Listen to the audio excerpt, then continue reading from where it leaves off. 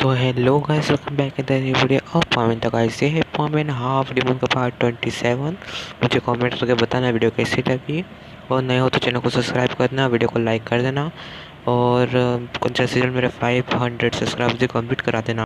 और हाँ, इसके बाकी के एपिसोड नहीं देखे तो चैनल पर चेकआउट करके देख लेना। तो वीडियो को स्टार्ट करते हैं। हमने जैसे स्टोरी छोड़ते हैं यहाँ से शुरू करते हैं।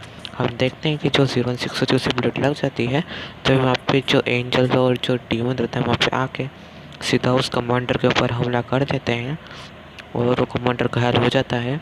उसे 016 होती है, उसने पाको को एक हाथ में उठा रखा होता है, और वो कहती है कि डी एंजल तुम आ गए। तो एंजल अपनी हीलिंग पावर से 016 को हील कर देता है, लेकिन वो ज़्यादा हील नहीं कर पाता क्योंकि उससे एंजल के ब्लड से बनी बुलेट लगी होती है। तभी डीमन कहता है कि रुको, मैं इसे हील करता हूँ। तभी जो डीमन होता है वो एंजल को पूरी तरह से हील कर देता है, उस बुलेट को बाहर निकाल देता है जो उसके हाथ पर लगी होती है 016 के। तभी जो कमांडर होता है कहता है कि तुम फिक्र मत करो, सबसे पहले मैं तुम्हें मारूंगा ब्लैक डीमन। तब वो कहता है कि तुम अपने शाम से काम करो, फिर से अगर तुमने परमैन की दोस्त की तरफ आँख उठा के देखा तो मैं तुम्हारी आँखों नोच लूँगा। तब वो जो 016 होती है वो कहती है कि हाँ मैं भी। तभी वो कमांडर कहते देखो कि कौन रहा है जो भी अभी मरते मरते बचा है। तभी जो एंजल होता है परमैन का, वो एक टेलीपोर्टेशन गेट को ऑन करके सीधा पाको को 016 को डीमन के साथ उसमें चल जाता है परमैन के पास, जहाँ पे ड्रैगन और परमैन है। तभी ड्रैगन होता है वो अपने ह्यूमन फॉर्म में होता है, तो वो उसके देखभाल कर रहा होता है परमैन की, और परमैन को जो चोटें लगी होती है उसे हील कर रहा होता है। तभी जो पाको होती है उससे भी माफ़ी लिया जाता है। तभी उसके परमैन से पाको को बिठा देते हैं, मतलब लेटा देते हैं, और पाको फिर बाद होश में होती है क्योंकि वहाँ पे तेज लड़ाई वगैरह हो चुकी है फिर बाद, इसलिए। तभी जो पाको होती है उसकी थोड़ी थोड़ी आँख खुलने लगती है, तब वो अपने पास परमैन को देखती है तो परमैन को एकदम से हक कर लेती है। लेकिन जो ड्रैगन आर्मर होता है कहता है कि अभी तुम इसे हक मत करो, क्योंकि इसकी शरीर में अभी मेरी एनर्जी दौड़ रही है, अगर तुम्हें इससे कुछ भी नुकसान हुआ तो परमैन मुझे माफ़ नहीं करेगा। तभी पाको समझ जाती है, इसलिए कुछ करती नहीं है वो। तभी परमैन को छोड़ देती है हक करते हुए। तभी जो 016 होती कहती है कि परमैन कैसा है। तभी जो एंजल होता है कहता है कि तुम फिक्र मत करो, ड्रैगन आर्मर उससे ठीक कर रहा है। तभी वो एंजल पूछा कि तुम इसे हालत में कैसे पहुंची, तुम्हें तो परमैन ने हॉस्पिटल जाने को हुआ था ना।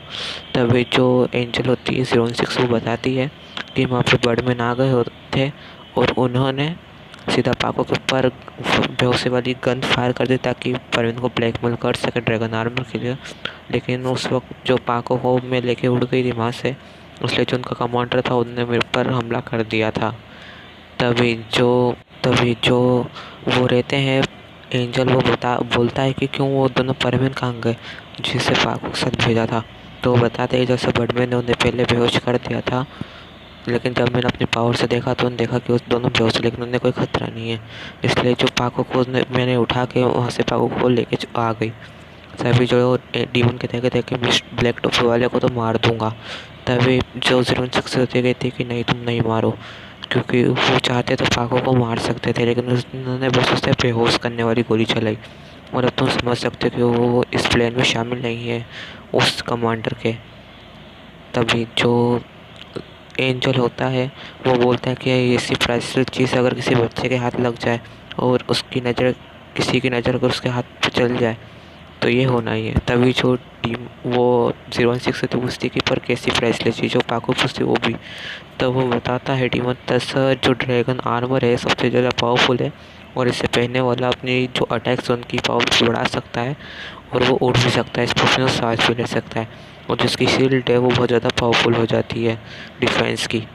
तभी जो एंजल आता है कहता है कि हाँ, हमारे गॉड वाली बुक में भी इसका जिक्र किया गया है कि एक ड्रैगन आर्मर होता है जिसकी पावर ये होती है जो रॉबी डीमन ने बताई है। सो गाइस, उन्हें एंड करते हैं, मुझे कमेंट करके बताना वीडियो कैसे लगी। जल्द से जल्द मेरे 500 सब्सक्राइबर्स कंप्लीट करा देना। सो बाय गाइस।